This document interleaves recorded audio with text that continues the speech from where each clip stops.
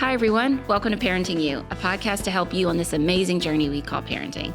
This season, we're focusing on all things teens and tweens, and today it's all about caffeine.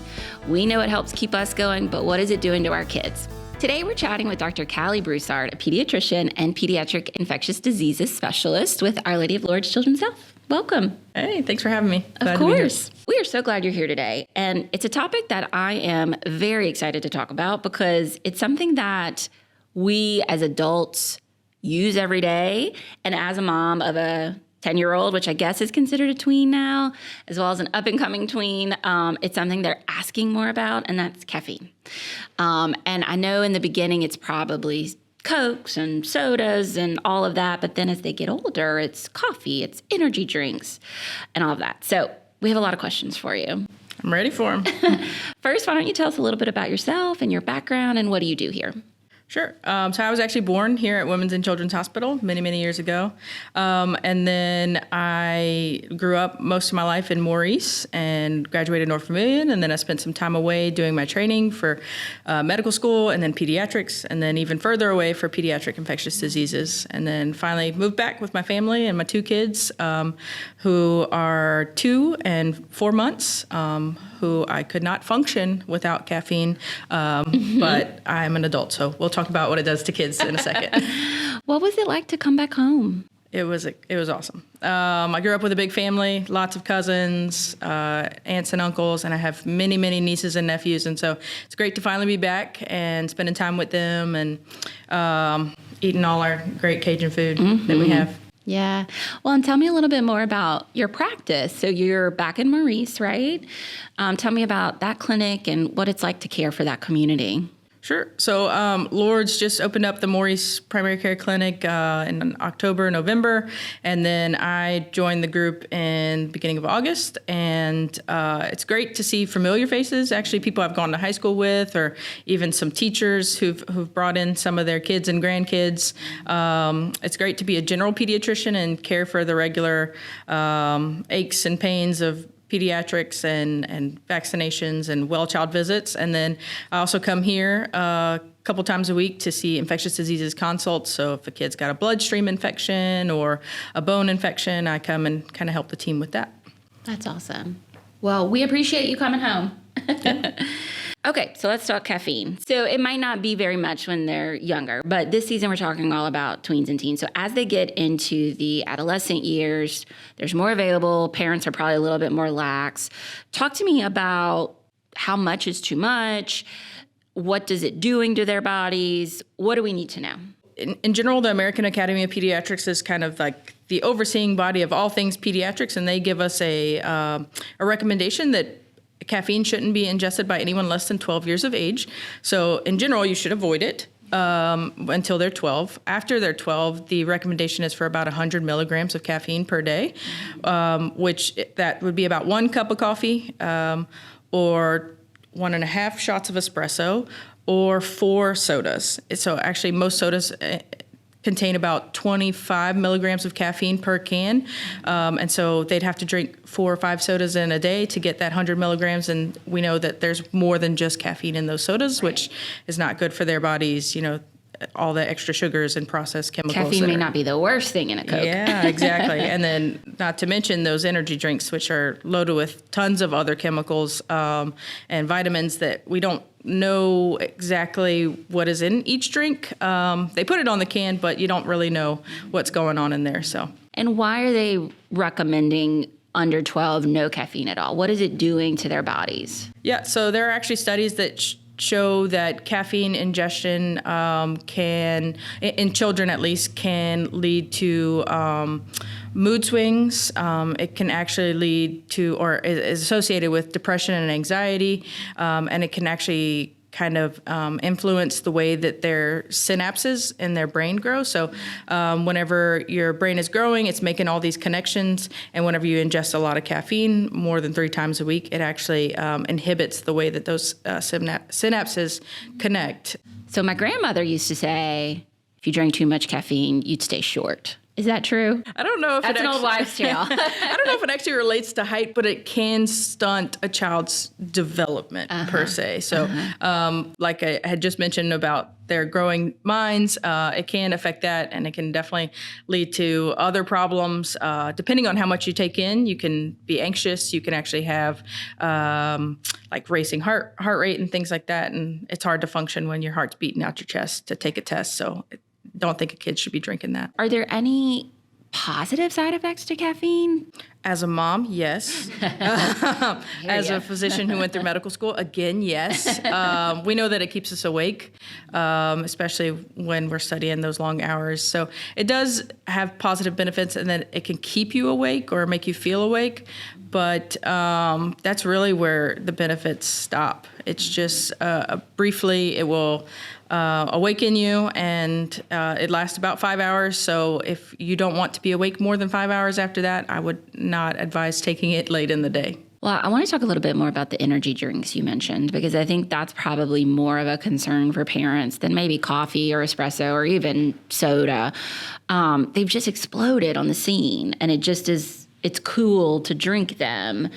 How can we help our teens understand what they are, what's in them? Just like we talk about babies drinking too much juice when they're younger, how can we talk about teens drinking too much of this stuff when they're older? These energy drinks are loaded not only with caffeine, which almost all of them have more than the recommended daily serving of caffeine for teens at least. They, like I mentioned, they have lots of other vitamins and minerals in them, but they also have taurine and guarana and different chemicals that we aren't exactly sure how they can affect a teen's brain. And actually ingesting taurine at the same time as caffeine can lead to more adverse effects, such as those anxiety and palpitations or heart racings that we see.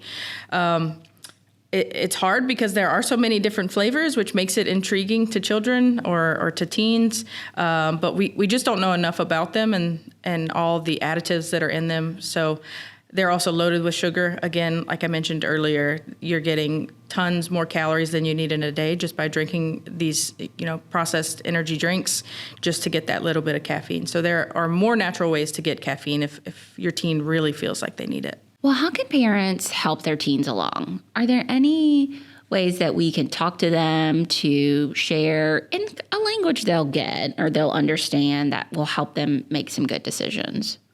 Sure. It's hard because they see us drinking it. They see us needing our coffee every day.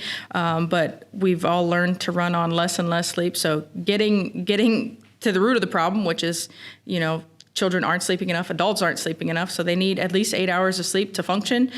So working with that, stopping their caffeine ingestion at least 6 hours before they intend to go to bed the next night will lead to a better night of sleep, and then they may feel more rested the next day. So it's this constant cycle of getting better sleep and hopefully not needing more and more caffeine as the days goes on, but setting a good example. So getting the hours of sleep that are recommended, helping them to get to bed on time, avoiding screen time before bed, really helping them get that sleep for a more rested day the next day. Well, how can parents recognize if their teens are drinking too much caffeine? You mentioned heart palpitations, you mentioned a little bit of anxiety or depression. What are some other tried and true symptoms that we could watch out for? Those mood swings that I mentioned, you may notice that your teen is more irritable. When they don't have their caffeine, you may notice they're complaining of headaches frequently. They're actually going through caffeine withdrawal. And another big problem with headaches or things that we see is that kids are getting headaches because they're dehydrated. Well, that's because they're replacing their normal water intake with this caffeinated drink that also has a diuretic in it, which causes them to urinate more. So it's dehydrating them while they're drinking it. Yep. And so just this horrible cycle of I feel tired, I have a headache, I need my caffeine, and now I'm more dehydrated and more tired the next day. So. Well, are there any natural ways to help boost energy or fatigue or things that we maybe could replace these drinks with? Yeah, so having less processed forms of caffeine. So if you really need that caffeine, having a cup of coffee is okay for our teens. I would not add a whole bunch of sweeteners and sugars, though whatever it takes to make it palatable, but not, a cup of whipped cream on the top of your frappe.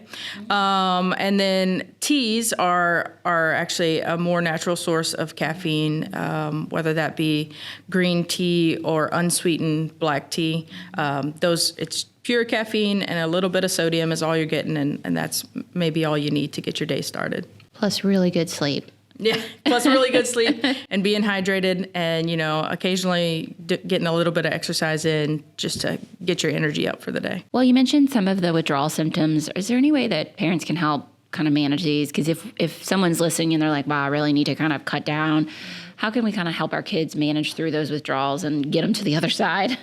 Sure. It'll usually last a couple days, and it'll be some pretty severe headaches, especially if that's the withdrawal symptom that they're getting. I would have them hyperhydrate, so push lots and lots of fluid those days, and then follow their recommended dose of ibuprofen or another NSAID to really help with the headache that they're having, and then sleep as much as you can those couple days until you can kind of get past that mountain of withdrawal that you're having. So you mentioned ibuprofen and NSAID. Tell me a little bit more about those. So ibuprofen is an NSAID. NSAIDs is a family of medications, so non-steroidal anti-inflammatory drugs that very complicated way they work by inhibiting inflammation, pain, and they can decrease fever as well. NSAIDs can be used for anyone over 6 months of age as long as they don't have any kidney issues or any known allergy to NSAIDs. But generally, the dose recommended for each patient or each child is based off of their weight. We usually do weight-based dosing in pediatrics until they get over a certain weight or are about adult size, then they can use the standard adult dose of ibuprofen. What are some alternative caffeine-free ways that kids can kind of keep their energy levels up? I noticed kind of in my 10-year-old, she has natural slumps, and I think we all have that. Some of us are better in the mornings and the afternoons. But is there something else that I can do to kind of help her keep pretty steady? Is it blood sugar? Is it sleep again? What else is there?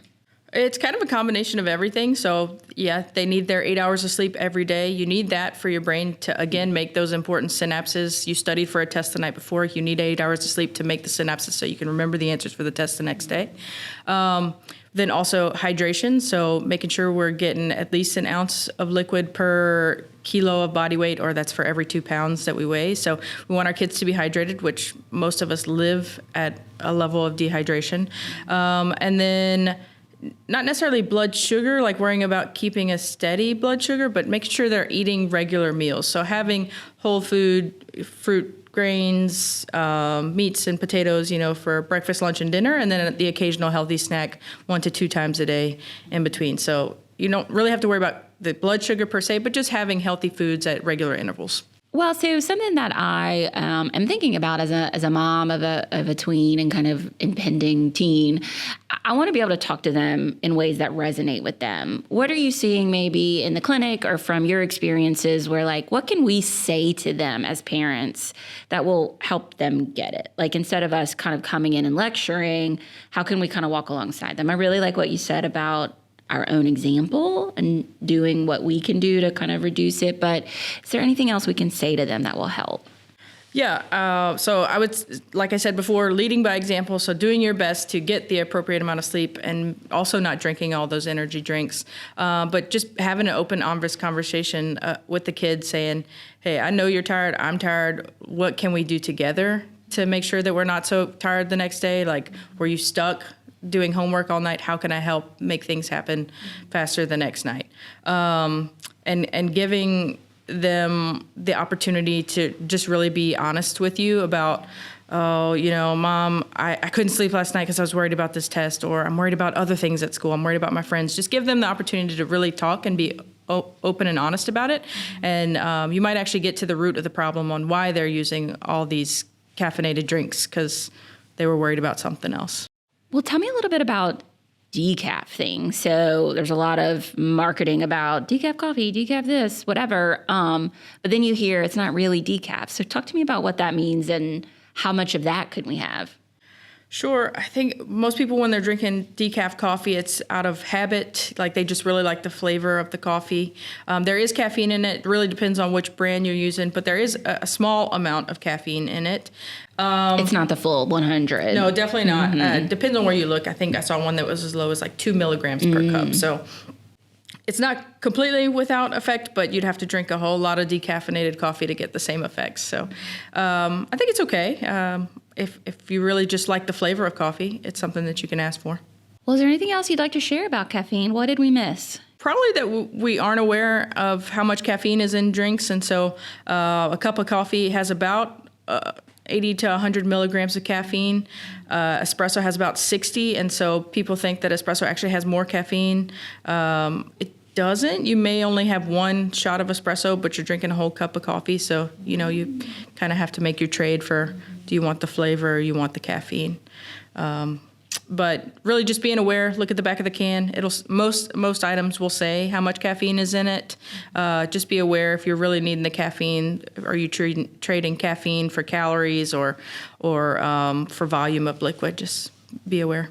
Thank you so much, Dr. Broussard. This has been so interesting, and I'm so glad that you kind of broke down some of these myths, talked to us about what's real, and I think it's going to really help our listeners, so thank you. Thanks for having me. It's fun to talk about something other than infections for once. We'll have you back to talk about those maybe next time. Okay. Well, thanks everybody for tuning in. All of the things we talked about will be in the show notes for today, and we will see you next time on Parenting You.